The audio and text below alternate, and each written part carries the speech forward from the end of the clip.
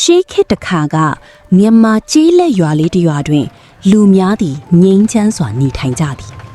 ထိုရွာတွင်ဉာဏ်ပညာထက်မြက်သောကလေးတစ်ယောက်ရှိသည်ထိုကလေးမှာမဟောဒရဖြစ်ပြီးအသက်ငယ်တော်လဲပြဿနာများကိုဉာဏ်ဖြင့်ဖြေရှင်းနိုင်သူအဖြစ်လူသိများနေခဲ့သည်တနေ့တွင်လူနှစ်ယောက်အိုးတစ်လုံးအတွက်အငင်းပွားကြသည်ဒီအိုးဟာငါပိုင်တယ်မဟုတ်ဘူးငါအိုးပဲ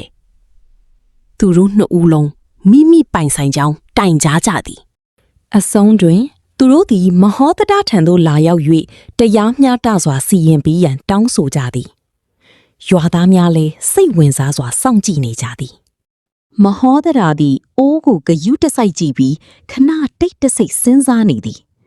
ထို့နောက်သူ့မျက်နှာတွင်ယုံကြည်မှုရှိသောအပြုံးတစ်ပွင့်ပေါ်လာသည်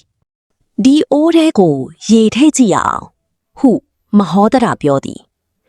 ရွာသားတစ်ယောက်ကအိုးထဲသို့ရေကိုဖြည်းဖြည်းချင်းလောင်းထည့်လိုက်သည်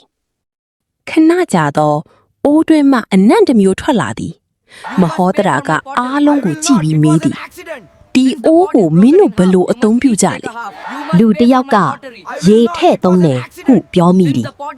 အခြားတစ်ယောက်ကတော့စီထည့်သုံးတယ်ဟုပြောမိသည်မဟောဒရာသည်ချက်ချင်းအဖြေကိုသိလိုက်တယ်ဒီအိုးမှာစီနဲ့ကြံနေသေးတာကြောင့်စီသုံးသူပိုင်တာပဲဟုမဟောဒရာပြောသည်လိန်ပြောသူမှာမိမိအမားကိုဝန်ခံလိုက်သည်ရွာသားများသည်မဟောဒရာ၏ဉာဏ်ပညာကိုပိုမိုလေးစားလာကြသည်ဤပုံပြင်ကသင်ပေးသည်မှာဉာဏ်ပညာနှင့်စူးစမ်းနိုင်မှုရှိပါကအမှန်တရားသည်အမြဲတမ်းပေါ်ထွက်လာမည်ဖြစ်သည်